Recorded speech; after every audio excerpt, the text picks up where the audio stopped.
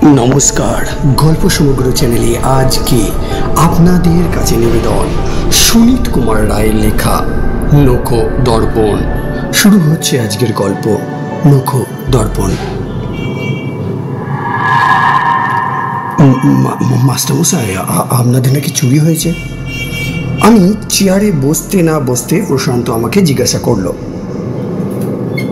কাল আপনার বাড়িতে চুরি হয়েছে? সোনা দানা বা টাকা পয়সা না নিলেও যা নিয়েছে আমাদের মতো মধ্যবিত্তের কাছে তার মূল্য অনেক। সেই সঙ্গে আমাকেও খোঁড়া করে দিয়ে গেছে, আমার সাইকেলটাও নিয়ে গেছে। বড় সাধের সাইকেলটা ছিল, ক্লাস 9 থেকে 10-এ ফার্স্ট হয়ে উঠতেই বাবা ওটা কিনে দিয়েছিল। পুরনো আমলের র্যালে সাইকেল, বেশ মজবুত। যে দেখতো সেই বলতো যদি রং করিয়ে নেওয়া যায় তাহলে আর দেখতে হবে না, কিন্তু তা আর হলো না। রং করে সুন্দর করে তোলার আগেই হারাতে হলো। ছাত্রছাত্রীদের সব বললাম, ওদের প্রশ্ন আর শেষ হতে চায় না। পড়া ভুলে ওরা চুরির গল্প শুনতে চায়। মাধুরী জিজ্ঞাসা করলো, পুলিশে খবর দেবেন না স্যার? আমি হেসে বললাম, পুলিশে খবর দিয়ে কী হবে, বরং তাতে ঝামেলা বাড়বে, বই কমবে না। তাছাড়া আমার একার দ্বারা এসব দিক দিয়ে দৌড়ানো সম্ভব নয়। কতটা মিথ্যে নয়, গত রাতেই আমরা চুরি হয়েছে বুঝতে পেরেছিলাম। রাত 3টের সময় বাবা বাথরুমে যেতে গিয়ে দেখে ভাড়ার ঘরের দরজা খোলা। চিৎকার করে সবাইকে ডেকেছিল। আমরা চোরের সন্ধানে বৃথায় টর্চ হাতে ছুটোছুটি করেছিলাম। পরদিন বিভিন্ন সাইকেলের দোকানে খোঁজ করেছিলাম, যদি আমার সাইকেলটা কেউ বিক্রি করে যায় অন্তত তাহলে দোকানিকে কিছু দিয়ে উদ্ধার করা যাবে। কিন্তু যারা বিক্রি করে তারা তো চালাকি, যারা কেনে তারা আরও চালাক। সুতরাং ঘোরাঘুরি সার। তাছাড়া নানান জনের নানান প্রশ্ন, কেউ কেউ আবার কাকে সন্দেহ হয় জিজ্ঞাসা করলো। আসলে উল্টে আমাদেরই বিপদে ফেলার মতলব। তাই মনের ঝাল মনেই রেখে দিতে বাধ্য হলাম। তাছাড়া এরকম চুরি শুধু আমাদের নয়, অনেকেরই হচ্ছে বা হয়। তাই নিজের ক্ষতিকে বড় করে দেখা উচিত নয়। ছাত্রছাত্রীদের বললাম একথা। মুকুল বলল, থানা পুলিশ নাই, যদি করেন তবে একটা জিনিস করে দেখতে পারেন, যে অবশ্য আপনি আবার বিশ্বাস করবেন কিনা জানি না। আমি বললাম, কি বলো তো? মুকুল বলল, আমার মেশো ভালো গুণী নখো দর্পণ জানেন। মুখের কথা কেড়ে নিয়ে আমি হেসে বললাম, ওসব নখো দর্পণ দর্পণ সব বাজে। যদি সত্যিই হতো তাহলে লোকে থানা পুলিশ না করে ওদের কাছে ছুটে যেত, আর ওরা মোটা টাকা কামিয়ে বড়লোক হয়ে যেত। মুকুল একটু আহত হয়ে বলল, সেরকম লোক কি আছে?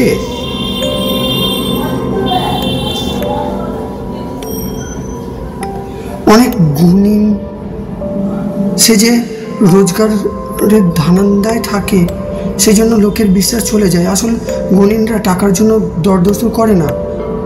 আমি হেসে বললাম, তা তোমার মেশো কি আসল গুণীন? আমার কথায় অন্যরা খুব করে হেসে উঠল। মুকুল তাতে আরও রেগে গিয়ে বলল, আসল নকল কি জানি না, আমার মেশো কারো বাড়িতে চেঁচে যায় না। আমি হাসি চেপে বললাম, আহা, তুমি অত রাগ করছো কেন? আমি কি তাই বলেছি? তারপর একটু কথা ঘুরিয়ে বললাম, আচ্ছা তুমি কখন নখো দর্পণ দেখেছ? মুকুলের রাগ তখনও যায়নি। সে জোরে মাথা ঝাঁকিয়ে বলল, দেখেছি বই কি, না দেখলে বলবো কেন? মুকুল ছেলেটা অন্যদের মতো নয়, বয়স অনুপাতে একটু গম্ভীর প্রকৃতির। পড়তে বসে নিজের কাজ করে যায়, বেশি কথা বলে না কারোর সঙ্গে। ওর কথার জোর দেখে কৌতূহল হয়ে বললাম, তাহলে তুমি বলতে চাও আমাদের চুরিটা নখো দর্পণের সাহায্যে হদিশ করা যাবে? চুরির হদিশ করা যাবে কিনা জানি না, তবে আপনি নিজের চোখে সব দেখতে পারেন, কিভাবে চুরি হলো বা কে চুরি করলো। অন্যান্য ছাত্রছাত্রীরা সমস্বরে বলে উঠল, হ্যাঁ মাস্টারমশাই, একবার দেখুন না। আমি ভাবলাম, এত করে যখন বলছে তখন দেখলে হয়। তাছাড়া টাকা পয়সা বেশি লাগবে না বা বেশি ঝামেলা পোয়াতে হবে না, যদি সাইকেলটা পাওয়া যায়। মুকুলকে বললাম, আমি রাজি, তুমি তোমার মেশোকে আনতে পারো। তা উনি কীরকম কী নেবেন আমাকে আগে থেকে জানাবে কিন্তু। মুকুল বলল, টাকা পয়সা আপনি যা ইচ্ছে দেবেন, তবে মেশো কিন্তু সেদিন আপনাদের বাড়িতে খাবে। আমি বললাম, ঠিক আছে, ওতে আমাদের কোনো অসুবিধা হবে না, তোমার মেশো কবে আসছেন আমাকে জানিয়ে দিও। অন্যান্য ছাত্রছাত্রীরা আবদার করলো ওরাও সেদিন দেখতে আসবে, কেমন করে লোকদর্পণ হয়। আমি ওদের বললাম যেন ওরা কাউকে না বলে, কারণ লোক জানাজানি হলে ভিড় জমে যাবে বাড়িতে। মুকুল ওর মেশোর সঙ্গে কথা বলে আমাকে জানাবে বলল। পরদিন ওরা চলে যেতে মাকে বললাম সব। মা শুনে বলল, বেশ তো, যদি জিনিসপত্রগুলো উদ্ধার করা যায়, অন্তত তোর সাইকেলটা যদি পাওয়া যায়। মুকুল কিন্তু পরদিন এসে বলল ওর মেশোর শরীর খুব খারাপ, সেই জন্য এখন আসা সম্ভব নয়। ও মেশোকে সব বলেছিল, কিন্তু শরীর খারাপের জন্য এখন আসতে পারবে না, সুতরাং সুস্থ করতে বেশ কয়েকদিন সময় লাগবে, তখন হয়তো কিছু করা যাবে না। আমি মনে মনে খুব বিরক্ত হলাম, কিন্তু মুকুল দুঃখ পাবে, সেই জন্য মুখে কিছু বললাম না। একদিন দুপুরবেলা ঘুমিয়ে ঘুমিয়ে স্বপ্ন দেখলাম সাইকেলটা যেন আমার সামনে পড়ে আছে, অথচ আমি নিতে পারছি না। ঘুম ভেঙে মনটা খুব খারাপ হয়ে গেল।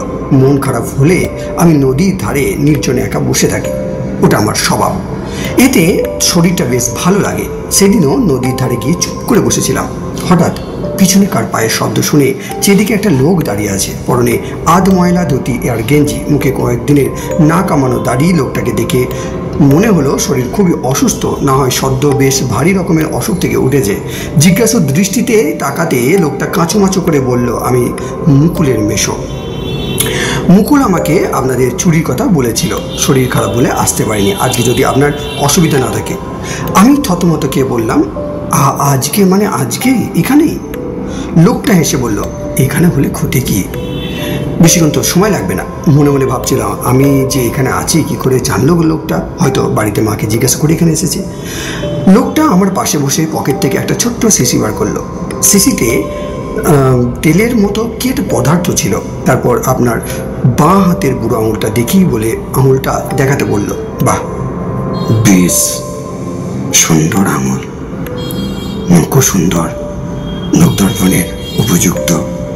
ইতিমধ্যে লোকটা শিশি থেকে আঙুল করে একটু তরল পদার্থ নিয়ে আমার বুড়ো আঙুলের নখে ঘষতে লাগলো আর বিড়বিড় করে কি সব মন্ত্র আওড়াতে লাগলো।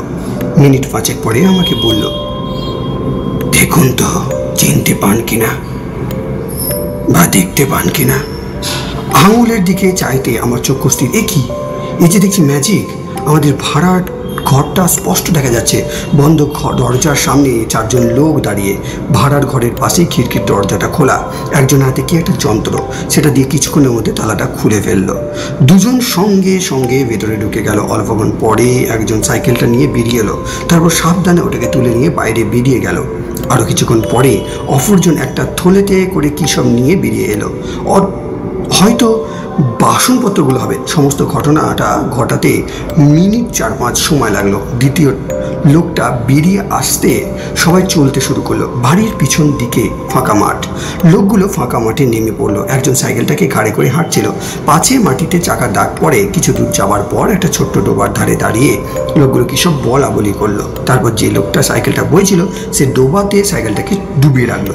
এরপর আর কিছু দেখতে পেলাম না। আমি মুখ তুলে বললাম, কি হলো, আর তো কিছু দেখতে পাচ্ছি না। মুকুলের মেশো বলল, আপনি যার জন্য বেশি উদ্বিগ্ন হয়েছিলেন খালি সেটা কি দেখতে পাবেন, তা কি দেখলেন? আমি সমস্ত বললাম। লোকটা সব শুনে বলল, তাহলে হয়তো সাইকেলটা এখনো ডোবার মধ্যে আছে, খুঁজে দেখতে পারেন। আমার আর তর্স হয়েছিল না। লোকটাকে একটা ধন্যবাদ না দিয়েই বাড়ির দিকে পড়ি কি মরি করে ছুটলাম। বাড়িতে ঢুকে হাঁপাতে হাঁপাতে মাকে বললাম, মা সাইকেলটা পেয়ে গেছি। মা বলল, কোথায় রে, কি করে পেলি? আমার তখন উত্তর দেবার মতো অবস্থা ছিল না। বললাম, শিগগির এসো, না হলে।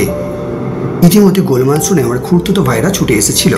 সবাই আমার পিছনে ছুটলো। ডোবার ধারে পৌঁছে বললাম, সাইকেলটা জলের মধ্যে আছে। শেষ হলো আজকে প্রথম পর্ব। ধন্যবাদ।